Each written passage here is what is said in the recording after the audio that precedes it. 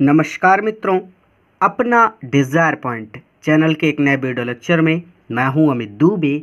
और आज के इस वीडियो लेक्चर में हम क्लास 12th इंग्लिश के सेकंड चैप्टर लॉस्ट स्प्रिंग के क्वेश्चन आंसर्स को हल करेंगे। इस वीडियो लेक्चर में आगे बढ़ने से पहले मैं आप सबसे एक छोटा सा प्रॉमिस करता हूं कि जब ये वीडियो लेक्चर कंप्लीट होगा तो आपके लिए ये क्वेश्चन आंसर याद करना बहुत ही ज़्यादा आसान हो जाएगा, क्योंकि यहाँ पर क्वेश्चन आंसर लिखते समय हमने जिन शब्दों का प्रयोग किया है वो दैनिक यूज के वर्ड्स हैं और वो सभी वर्ड आप चैप्टर में ज़्यादातर पढ़ चुके हों, इस बात का भी हमने ख्याल रखा है। चलिए इस चैप्टर के क्वेश्चन आंसर पर चलते हैं। पहला प्रश्न आपकी बुक में है, वाई डिड अनीस जंग आस्क साहब अबाउट द स्कूल, यानी अनीस जंग ने साहब से स्कूल के बारे में क्यों पूछा।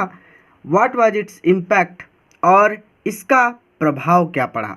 अच्छा, यहाँ पर होगा what was its impact on साहब, ठीक है, तो ऑन साहब लिखना मैं भूल गया, ठीक है, तो आप आगे लिख लीजिएगा ऑन साहब, ठीक। तो अनीस जंग आस्क साहब अबाउट द स्कूल, अनीस जंग ने साहब से स्कूल के बारे में पूछा बिकॉज क्योंकि सी वांटेड टू नो, वह जानना चाहती थी, हिज डिज़ायर उसकी इच्छा फॉर एजुकेशन शिक्षा के लिए। He was much affected and eager to join school, school join करने के लिए वो बहुत ज़्यादा लालायित था या फिर बहुत ज़्यादा उत्सुक था। फॉर एजुकेशन पढ़ाई के लिए। व्हेन ऑथर आस्क्ड हिम, जब लेखिका ने उससे पूछा if he would get admission, कि क्या वो एडमिशन लेगा इन हर स्कूल, उनके स्कूल में, ठीक। आपकी बुक में दूसरा प्रश्न है, वाई डिड साहब and other rag pickers not wear chappals, यानी साहब और दूसरे कूड़ा बीनने वाले चप्पल क्यों नहीं पहनते थे। What excuse did they give for it, और इसके लिए उन्होंने क्या कारण दिया। यहाँ पर ध्यान देने वाली बात यह है कि ये प्रश्न 2022 में पूछा जा चुका है। तो साहब and other rag pickers did not wear chappals, यानी साहब और दूसरे कूड़ा बीनने वाले चप्पल नहीं पहनते थे बिकॉज क्योंकि their parents were too poor, उनके माता पिता बहुत गरीब थे, टू बाई देम, उन्हें चप्पल खरीदने के लिए। They gave excuse for it, उन्होंने इसके लिए बहाना बनाया, that their mothers would not get down their chappals, कि उनकी माता उनके चप्पल गेट डाउन नहीं करती, नीचे नहीं उतारती, एंड शूज़, और चप्पल और शूज़ जूतों को नीचे नहीं उतारती, फ्रॉम द सेल्फ से, ठीक। आपकी बुक में तीसरा प्रश्न है, how many rag pickers use to live in Seemapuri Delhi, यानी सीमापुरी दिल्ली में कितने कूड़ा बीनने वाले रहा करते थे। How did they settle there, और वे वहाँ कैसे स्थापित हुए। तो 10,000 rag pickers use to live in Seemapuri Delhi, यानी दिल्ली सीमापुरी में 10,000 कूड़ा बीनने वाले रहा करते थे। Their parents had left Bangladesh, उनके माता पिता ने बांग्लादेश छोड़ दिया था, देयर मदरलैंड, उनकी मातृभूमि को, एंड सेटल देयर, और यहाँ पर स्थापित हो गए थे, यहाँ पर या फिर ऐसे भी कह सकते हैं कि वो यहाँ पर बस गए थे, in search for their living, जीविका की तलाश में। हमारा चौथा प्रश्न है, what was the meaning of the garbage for children, तो बच्चों के लिए कूड़े का क्या मतलब था। What did they find in it, और उन्हें उसमें क्या मिलता था। ये प्रश्न भी 2022 में पूछा गया है। The meaning of the garbage for children, बच्चों के लिए, was something wrapped in wonder, कोई रैप्ड लिपटी हुई समथिंग चीज़ थी, इन वंडर आश्चर्य में। तो बच्चों के लिए कूड़ा आश्चर्य में लिपटी हुई चीज़ थी। अगर आपने ये चैप्टर नहीं पढ़ा तो आप चैनल की प्लेलिस्ट में जाकर ये चैप्टर पढ़ सकते हैं, ठीक है। बिना चैप्टर को पढ़े क्वेश्चन आंसर मत हल किया करिए। Sometimes they found 1 rupee and sometimes 10 rupee note in it also, तो कभी कभी उन्हें 1 रुपया मिल जाता था कूड़े में, और कभी कभी उन्हें 10 रुपये का नोट मिल जाता था, ठीक। आपकी बुक में अगला प्रश्न है, वाई डिड साहब join the job eight milk booth, यानी साहब ने दूध की दुकान पर नौकरी क्यों की। What was he paid for his service, और उसकी सेवा के लिए उसे क्या दिया गया था। तो साहब ज्वाइन द जॉब, नौकरी ज्वाइन कर ली साहब ने, एट मिल्क बूथ, चाय की दूध की दुकान पर, टू अर्न मनी, पैसे कमाने के लिए, ठीक। टू सपोर्ट हिज फैमिली, अपने परिवार को सपोर्ट करने के लिए। ही वॉज पेड 800 रुपीज़, उसे 800 रुपये दिए जाते थे, and all his meal for his service, और उसकी सेवा के लिए उसे ऑल हीज मील्स, सभी वक्त का भोजन दिया जाता था। अब यहाँ से हु वाज मुकेश, मुकेश कौन था, वेयर डिड ही बिलोंग, वो कहाँ रहता था या फिर वो कहाँ से संबंध रखता था, व्हाट वाज हिज एम्बिशन, और उसका एम्बिशन क्या था, उसका लक्ष्य क्या था। ये प्रश्न 2022 में पूछा गया है। ध्यान देने वाली बात यहाँ पर ये है कि मुकेश की कहानी लॉस्ट स्प्रिंग में दूसरी कहानी है। लॉस्ट स्प्रिंग में टोटल 2 कहानियाँ हैं। पहली वाली है I find 10 rupee note in the garbage, ऐसे है करके कुछ, एक सेकंड मुझे देखना होगा। तो ये देखिए, ये पहली कहानी है, sometimes I find a rupee in the garbage, ठीक। और पहली कहानी के बाद ये दूसरी कहानी है, I want to drive a car, ये दूसरी कहानी है, ठीक है। मुकेश दूसरी कहानी में है, पहली कहानी में नहीं है। चलिए यहाँ पर होगा इसका answer, Mukesh was a poor bangle maker, Mukesh एक गरीब चूड़ी बनाने वाला था। He belong to the poor family, वो गरीब परिवार से बिलोंग करता था, संबंध रखता था, which had come from Bangladesh, जो बांग्लादेश से आया था। His ambition was to be a motor mechanic, वो मोटर मैकेनिक बनना चाहता था। आपकी बुक में अगला प्रश्न है, why did Mukesh volunteer to take narrator home, यानी इसका मतलब हो जाएगा कि मुकेश ने कहानीकार को घर ले जाने के लिए नेतृत्व क्यों किया। Who were there in home, और वहाँ पर घर में कौन थे। तो Mukesh volunteer to take narrator home because he was eager to show his house which was being rebuilt. तो मुकेश, आप ऐसे पढ़ लो कि नरेटर को, कहानीकार को अपने घर ले जाने के लिए उत्सुक था, क्योंकि वो ईगर टू शो, वो दिखाना चाहता था या फिर वो दिखाने के लिए उत्सुक था हिज हाउस, अपना घर। यानी वो कहानीकार को अपने घर इसलिए ले गया क्योंकि वो उसे अपना घर दिखाने के लिए वो उत्सुक था। विच वाज बीइंग रिबिल्ट, जो कि फिर से बन रहा था। देयर वर मुकेश, वहाँ पर मुकेश था। हीज एल्डर ब्रदर्स वाइफ, उसके बड़े भाई की बहन रहती थी। हीज एल्डर ब्रदर, उसका बड़ा भाई रहता था। हीज फादर, उसका पिता रहता था। एंड हीज ग्रैंड मदर, और उसकी दादी माँ रहती थी इन होम, घर में, ठीक है। 8वां है, it is his karma his destiny who said this and why. तो ये हो जाएगा, एकदम क्लियर है 8वां प्रश्न आपका कि इट इज़ हिज कर्मा, ये उसका कर्म है। हिज डेस्टिनी, उसका भाग्य है। हु सेड दिस, ये किसने कहा, एंड वाई, और क्यों कहा। तो it is his karma his destiny, यानी वही बात हो गई। This statement was said bye Mukesh grand mother, ये कथन मुकेश की दादी ने कहा था। She had not enough food in all her life, उन्होंने अपने पूरे जीवन में कभी भी पर्याप्त भोजन नहीं किया था, या फिर ऐसे कह सकते हैं कि पूरे जीवन में कभी भी भरपेट भोजन नहीं किया था, ठीक है। 9वां प्रश्न है, what does the bangle symbolise. ये तो एकदम क्लियर है कि चूड़ियाँ किसका प्रतीक हैं। What is the role of bangle makers of Firozabad, Firozabad के चूड़ी बनाने वालों की भूमिका क्या है। तो the bangle symbolised in Indian women suhag, तो भारतीय महिला, इंडियन वुमेन भारतीय महिला, अपोस्ट्रोफियस काकी के सुहाग की निशानी है। ऑस्पिशियस इन मैरिज, यानी विवाह में, विवाह के बाद जो वो पहनती है, ठीक है।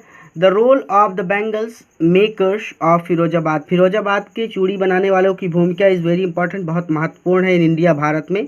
Because they make the bangles, क्योंकि वो चूड़ियाँ बनाते हैं फॉर ऑल इंडियन वुमेन, सभी भारतीय महिलाओं के लिए। आपका 10वां प्रश्न है, why could the bangle makers not organise themself into a cooperative, चूड़ियाँ बनाने वाले अपने आप को एक साथ मिलकर काम करने वाले के रूप में क्यों व्यवस्थित नहीं कर पाते। और what do they face if they do, और अगर वो ऐसा करते हैं तो वो किसका सामना करते हैं। तो the bangle makers could not organise themself into a cooperative, यानी वो साथ मिलकर काम नहीं कर सकते। Because they would be hauled up by police, क्योंकि उन्हें पुलिस के द्वारा हाउल्ड अप किया जाएगा, घसीटा जाएगा, पीटा जाएगा, एंड डायरेक्ट टू जेल, और जेल में घसीटा जाएगा फॉर डूइंग समथिंग इलीगल, कुछ बुरा करने के लिए या फिर कोई अपराध करने के लिए। एंड अदर रीजन, और दूसरा कारण ये भी है दैट कि there was no leader among them, कि उनका कोई लीडर नहीं है। हु कुड हेल्प देम, जो उनकी मदद कर सके। टू सी थिंग्स डिफरेंटली, चीज़ों को अलग तरह से देखने में, ठीक है। और दूसरी वजह यह भी है कि उनका कोई लीडर नहीं है जो उन्हें चीज़ों को दूसरी तरह से या फिर अलग नज़रिए से देखने में उनकी मदद कर सके। आपके प्रश्न आते हैं लॉन्ग आंसर टाइप क्वेश्चंस, तो ध्यान से समझिए। पहला प्रश्न है, हु वाज साहब, साहब कौन था। What was the plight that compelled him to wander in the street of Delhi for rag picking? What was the plight, वो plight क्या था, यानी वो, आप ऐसे पढ़ लीजिए कि वो बाध्यता क्या थी, ऐसी कौन सी चीज़ थी जो उसको बाध्य करती थी।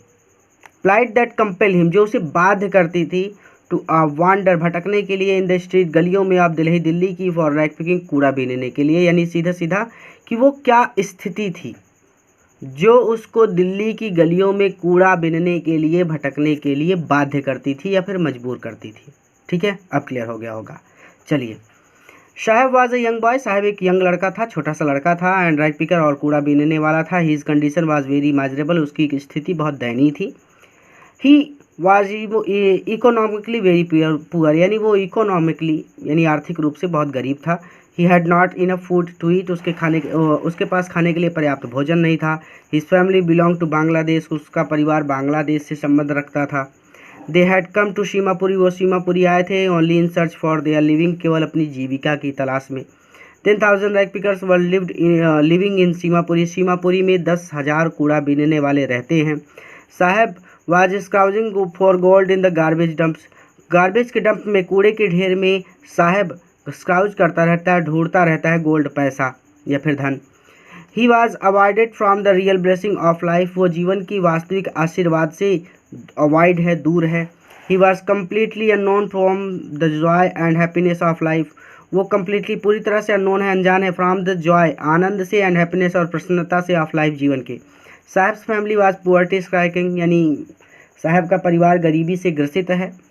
His poverty compelled him to wander in the street of Delhi, उसकी गरीबी उसे मजबूर करती है वांडर भटकने के लिए स्ट्रीट ऑफ दिल्ली, दिल्ली की सड़कों पर या फिर गलियों में, फॉर रैक पिकिंग कूड़ा बीनने के लिए। इन दिस वे, इस तरह से the author has presented, author ने प्रेजेंट किया, ऑथर ने स्पष्ट किया या फिर प्रदर्शित किया है द रियल पिक्चर, वास्तविक पिक्चर को, ऑफ द लाइफ, जीवन की, ऑफ रैक पिकर्स कूड़ा बीनने वालों के, ऑफ सीमापुरी के। ठीक है, चलिए, children like Saheb often go for private jobs in very small age, ये दूसरा प्रश्न है। साहब जैसे बच्चे अक्सर काफ़ी उम्र में निजी नौकरियां यानी प्राइवेट नौकरियां करने लगते हैं। प्राइवेट जॉब की हिंदी होती है निजी नौकरी। Is this there final destiny, क्या ये उनकी डेस्टिनी है, अर्थात क्या है, क्या यही उनका अंतिम हश्र है। How can such situation be over, इस प्रकार की स्थिति से कैसे उभरा जा सकता है। तो children like Saheb often go for private jobs in very small age, यानी वही बात है कि साहब जैसे बच्चे बहुत कम उम्रों में प्राइवेट नौकरी करने लगते हैं। दे कैरी द लोड, वो भार उठाते हैं ऑफ रिस्पॉन्सिबिलिटी, जिम्मेदारी का, टू सपोर्ट करने के लिए देयर फैमिली, उन्हें उनके परिवार को, तो वो अपने परिवार को सपोर्ट करने की जिम्मेदारी का बोझा उठाते हैं। इन देयर यंग, उधर है एज, अपनी छोटी उम्र में, ये रहा age. Their poverty force them, उनकी गरीबी उन्हें मजबूर करती है, टू डू हार्ड वर्क, कठिन परिश्रम करने के लिए, इन देयर स्मॉल एज, उनकी छोटी उम्र में। देयर पेरेंट्स आर पुअर, उनके माता पिता गरीब हैं, एंड अनएजुकेटेड और अशिक्षित हैं। ठीक है, अनएजुकेटेड है ये। दे आर शो पुअर, वो बहुत गरीब है, that they can not bear expense of their education, अर्थात वो इतने ज़्यादा गरीब हैं कि वो उनकी शिक्षा का एक्सपेंस भी, उनकी शिक्षा का खर्चा भी कैन नॉट बियर, उठा नहीं सकते। देयर एजुकेशन, उनकी शिक्षा का, अर्थात वो इतने गरीब हैं कि वो उन्हें पढ़ा भी नहीं सकते, सीधी सीधी बात। दे can not look after them well, वो उनकी ठीक तरह से देखभाल नहीं कर सकते। बीइंग अनएजुकेटेड, शिक्षित अनएजुकेटेड का मतलब होता है अशिक्षित, तो अशिक्षित होने की वजह से they can not think any kind of government job और गवर्नमेंट सर्विस, वो किसी भी प्रकार की गवर्नमेंट सर्विस के लिए नहीं सोच सकते। Private job is there final destiny, private job करना ही उनका अंतिम हश्र है, अर्थात वो केवल प्राइवेट जॉब ही कर सकते हैं।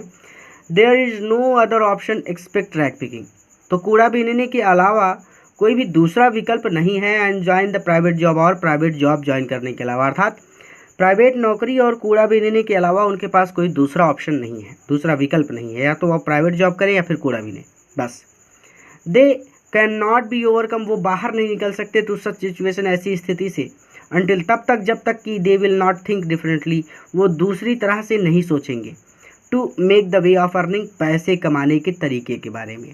तो वो तब तक ऐसी स्थिति से नहीं उभर सकते जब तक कि वो पैसे कमाने के दूसरे उपायों के बारे में नहीं सोचेंगे, ये चीज़ कही गई है। आगे चलें, आपका अगला प्रश्न है हु वाज मुकेश, मुकेश कौन था। What did he want to do in his life, वो अपने जीवन में क्या करना चाहता था। And what did he not want to follow, और वो क्या फॉलो नहीं करना चाहता था या फिर वो किस चीज़ का अनुसरण नहीं करना चाहता था। तो Mukesh belongs to a poor family of bangle makers, of Firozabad. Firozabad के चूड़ी बनाने वाले गरीब परिवार से मुकेश संबंध रखता था। Mukesh is an ambitious boy. Mukesh एक महत्वाकांक्षी लड़का था, एम्बिशियस लड़का था। मुकेश जोर देता है on being his own master, अपना खुद का मालिक बनने पर, यानी मुकेश खुद का मालिक बनना चाहता था। He wanted to be a motor mechanic, वो एक मोटर मैकेनिक बनना चाहता था। He did not want to follow, वो अनुसरण नहीं करना चाहता था द बिजनेस, व्यापार का, ऑफ हिज एनेक्सेस्टर, अपने पूर्वजों के। He had different view from his family business, उसके परिवार के बिजनेस से उसका नज़रिया अलग था। ही न्यू वेल, वो अच्छी तरह से जानता था that by following the business, की बिजनेस को फॉलो करके, बिजनेस का अनुसरण करके, he would never progress in life, वो अपने जीवन में कभी भी आगे नहीं बढ़ सकेगा। He would never come out, वो कभी भी बाहर नहीं निकल सकेगा ऑफ द ट्रैप मतलब जाल से, ऑफ पॉवर्टी, गरीबी के। Mukesh dreams looms like a mirage amidst the dust of street that fill his town Firozabad famous for its bangles. ये लाइन एकदम सीधी सीधी है कि उसका सपना उसके अपनी चूड़ियों के लिए मशहूर कस्बे फिरोजाबाद की गलियों की धूल के बीच एक मारीचिका सा प्रतीत होता है। ये चैप्टर पढ़ाया जा चुका है, आप वहाँ से पढ़ सकते हैं इस चैप्टर को, ठीक है। अगर आपने चैप्टर को पढ़ा है तो ये लाइन आपके लिए क्लियर है, एकदम वही लाइन उठा के लिख दी गई है, बस कुछ भी चेंज नहीं किया गया है। कोई भी चैप्टर अगर नहीं पढ़ा तो चैनल की प्लेलिस्ट का सहारा जरूर लें, ताकि आप अच्छी तरह से और सरल शब्दों में चैप्टर को पढ़ सकें, ठीक है।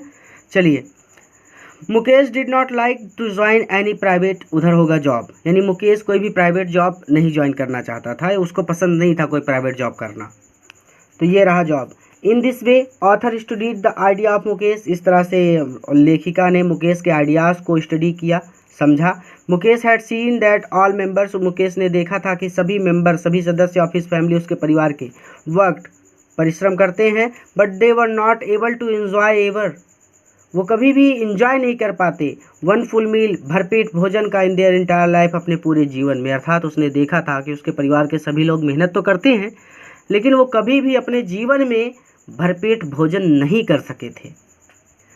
अगला प्रश्न है, what did the narrator notice in the locality where Mukesh lived, यानी जहाँ पर मुकेश रहता था उस इलाके में कहानीकार ने क्या देखा। What was the condition of bangle makers, यानी एकदम सीधी सीधी बात कि चूड़ी बनाने वालों की वहाँ पर हालत क्या थी।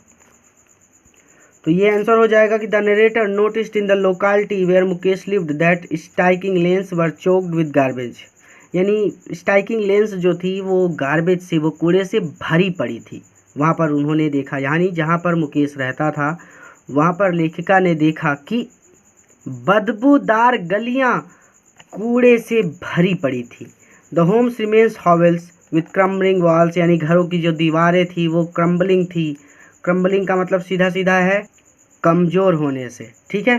तो क्रम्बलिंग वॉल्स ही कमज़ोर दीवारें थी, वुबली डोर्स, टूटे फूटे दरवाजे या फिर कमज़ोर दरवाजे थे, नो विंडो, ना खिड़कियाँ थी। क्राउडेड विथ फैमिलीज, लोगों के परिवार रहते थे, इन ह्यूमन, मनुष्यों के या एनिमल्स, को एग्जिस्टिंग, एक साथ, जानवरों और मनुष्यों के परिवार एक साथ रहते थे, इन प्राइमल स्टेट, यानी वहाँ पर आप सीधे सीधे समझिए कि उन घरों में इंसानों के और जानवरों के परिवार एक साथ रहते थे, यानी वहीं पर जानवर रहते थे, वहीं पर परिवार भी रहते थे, लोगों के सब लोग भरे पड़े थे। The condition of bangle makers was very miserable, चूड़ी बनाने वालों की स्थिति बहुत माजरेबल थी, बहुत दयनीय थी। बर्न, जन्म होने की वजह से, in the caste of bangle makers, bangle makers की कास्ट में, बैंगल मेकर्स की चूड़ी बनाने वालों की जाति में जन्म लेने की वजह से, दे हैव सीन, उन्होंने देखा था, नथिंग, कुछ भी नहीं, बट बैंगल्स, चूड़ियों के अलावा, उन्होंने चूड़ियों के अलावा कुछ भी नहीं देखा था, ये कह रहे हैं। इन डार्क हटमेट्स, अंधेरी झोपड़ियों में, next to the line of flames, flames के सामने, ऑफ फ्लिकरिंग ऑयल लैंप, टिमटिमाते तेल के लैंप की लौ के सामने पंक्तियों में बैठकर, बॉयज़, लड़के एंड गर्ल्स, और लड़कियां, सिट विद देयर फादर, अपने माता पिता के साथ, फादर एंड मदर, अपने माता पिता के साथ बैठकर वेल्डिंग पीस जोड़ते हैं, पीस मतलब टुकड़े ऑफ कलर्ड ग्लास के, रंगीन कांच के, इनटू सर्कल ऑफ बैंगल्स, चूड़ियों के सर्कल में, चूड़ियों के आकार में। सीधा सीधा नहीं पढ़ा है तो चैप्टर को पढ़ लीजिएगा, क्योंकि मैं थोड़ा तेज़ी से पढ़ा रहा हूँ, मैं थोड़ा सा बाहर आया हुआ हूँ, इसलिए मैं चैप्टर को थोड़ा सा तेज़ी से पढ़ा रहा हूँ, ठीक है। मैं हिंदी समझा दे रहा हूँ, लेकिन अगर कोई दिक्कत है तो चैनल की प्लेलिस्ट में जाकर इस चैप्टर को अच्छी तरह से पढ़ लीजिएगा, वहाँ पे सभी डाउट्स क्लियर हो जाएंगे, ये मेरा वादा है। आगे चलें।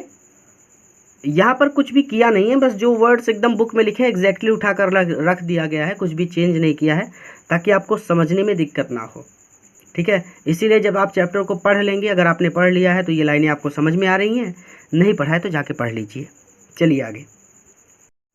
दे often ended up losing their eyesight, वो अक्सर अपनी आँखों की ज्योति खो देते हैं। Before they become adults, adult होने से पहले। अडल्ट का मतलब होता है वयस्क या फिर पूर्ण विकसित प्राणी। ठीक है, तो वयस्क होने से पहले ही वो अक्सर अपनी आंखों की ज्योति खो देते हैं। In spite of working hard, कठिन परिश्रम करने के बावजूद, they did not earn enough money, वो इतना पैसा नहीं कमा पाते to support their family well, कि वो अपने परिवार को अच्छी तरह से सपोर्ट कर सके। अर्थात कठिन परिश्रम करने के बाद भी वो अपने परिवार को सपोर्ट करने जितना धन नहीं कमा पाते। चलिए 5वां प्रश्न है, every other house in Firozabad is engage in glass industry, यानी फिरोजाबाद में प्रत्येक दूसरा घर कांच के उद्योग में लगा हुआ है। इन एवरी अदर यार्ड, हर दूसरे यार्ड में there find the spiral of bangles, यानी सीधे सीधे यहाँ पर कि हर दूसरे आंगन में चूड़ियों के गुच्छे मिल जाते हैं। Even then the makers remain in miserable condition, इसके बावजूद चूड़ियाँ बनाने वाले दयनीय हालत में रहते हैं। व्हाट आर द रीज़न, कारण क्या है। Explain with the suggestion to overcome this situation, इसका मतलब सीधा सीधा कि इस स्थिति से उबरने के सुझावों के साथ वर्णन कीजिए। तो इसे एक बार खुद से लिखने का प्रयास कीजिएगा, देखते हैं आपका मस्तिष्क कितना सोच सकता है। ठीक है, ये एक बार कोशिश कीजिएगा कि अगर संभव हो तो आप खुद से लिखें। आगे चलें। Every other house in Firozabad is engaged in glass industry, ये वही लाइन है सीधा सीधा। In every other yard there finds the spiral of bangles, ये भी वही लाइन है, यानी क्वेश्चन से ही उठाकर रख दिया गया है, कोई चेंज नहीं किया गया है। Even then the makers remain in miserable condition, यानी इसके बावजूद भी चूड़ियाँ बनाने वाले दयनीय स्थिति में रहते हैं। बिकॉज, क्योंकि they are exploited by the owners, क्योंकि मालिकों के द्वारा उनका एक्सप्लॉयट किया जाता है, शोषण किया जाता है ऑफ द इंडस्ट्री के। तो पहली वजह तो ये क्लियर हो गई कि इंडस्ट्री के मालिकों के द्वारा उनका शोषण किया जाता है। फिर they are not paid proper amount, उन्हें पर्याप्त पैसा नहीं दिया जाता फॉर देयर हार्ड वर्क, उनके कठिन परिश्रम के बदले। They have no other way to earn money, पैसे कमाने के लिए उनके पास कोई दूसरा विकल्प नहीं है। Their poverty compelled them to carry on their business, उनकी गरीबी उनके व्यवसाय को जारी रखने के लिए उन्हें मजबूर करती है टू मेक द बैंगल्स, चूड़ियाँ बनाने के। ठीक है, तो उनकी गरीबी चूड़ियाँ बनाने के उनके व्यवसाय को जारी रखने के लिए उन्हें मजबूर करती है।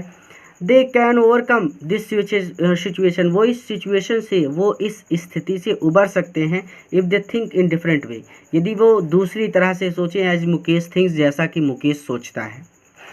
दे शुड ट्राई, उन्हें प्रयास करना चाहिए टू कम आउट, बाहर निकलने का, of the web of poverty, गरीबी के जाल से। फॉर इट, इसके लिए, दे शुड शी ड्रीम, वो सपने देख सकते हैं ऑफ हाई स्टैंडर्ड, ऊंचे स्टैंडर्ड के, ऑफ लाइफ, जीवन के, एंड मेक फर्म डिटर्मिनेशन, और वो पक्का निश्चय कर सकते हैं या फिर दृढ़ निश्चय कर सकते हैं to make their dream in real, अपने सपनों को सच करने का। यानी सीधा सीधा मतलब यहाँ पर कि वो अच्छे सपने देख सकते हैं, अर्थात वो भी कुछ बनने का, कुछ अलग करने का सपना देख सकते हैं और अपने सपनों को पूरा करने के लिए वो मेहनत कर सकते हैं, एक तरह से दृढ़ निश्चय कर सकते हैं। ठीक है, यानी कहने का मतलब यहाँ पर उनको सुझाव दिया जा रहा है कि उन्हें दूसरे सपने देखने चाहिए, कोई और तरीका सोचना चाहिए पैसे कमाने का, और अपने सपनों को पूरा करने के लिए उन्हें कठिन परिश्रम करना चाहिए और दृढ़ निश्चय करना चाहिए। इवन देन, और तब कहीं जाकर, दे मे बी एबल, वो शायद एबल हो सकेंगे, शायद योग्य हो सकेंगे टू बी फ्री, स्वतंत्र होने के, अर्थात तब कहीं जाकर शायद वो स्वतंत्र हो सकेंगे from the wave of poverty, गरीबी के जाल से। तो आपकी बुक में छठा और अंतिम प्रश्न है, what is the vicious circle of middleman, दलालों का क्रूरतापूर्ण चक्र क्या है। How they are trapped since the time of their forefathers, अपने पूर्वजों के समय से वो कैसे फंसे हुए हैं, फोर फादर मतलब पूर्वज। कैन दे गेट ऑर्गेनाइज्ड, क्या वो ऑर्गेनाइज हो सकते हैं, क्या वे संगठित हो सकते हैं, संगठित नहीं संगठित। ठीक है, इफ़ नॉट वाई, अगर नहीं तो क्यों। एक्सप्लेन, व्याख्या कीजिए। तो इसे खुद से करने का प्रयास कीजिए, ये आपका होमवर्क है। पेन पेपर उठाइए, खुद से लिखने की कोशिश कीजिए। तो अब मैं मान के चलता हूँ कि आपने कोशिश तो ज़रूर की होगी। अब आपसे अगर कोई गलती हो गई हो तो यहाँ से मैच कर लीजिएगा, या फिर आपका क्वेश्चन किसी और तरीके से आपने लिखा हो तो उसे अपने टीचर से एक बार चेक करा लीजिएगा कि सर कुछ ठीक है या नहीं। ठीक, चलिए। The bangle makers of Firozabad are trapped in the vicious circle of middleman, यानी वो दलालों की क्रूरतापूर्ण चक्र में कैद हैं। बेंगल मेकर्स फिरोजाबाद के चूड़ियाँ बनाने वाले, ठीक है। Since the time of their forefather, अपने पूर्वजों के समय से।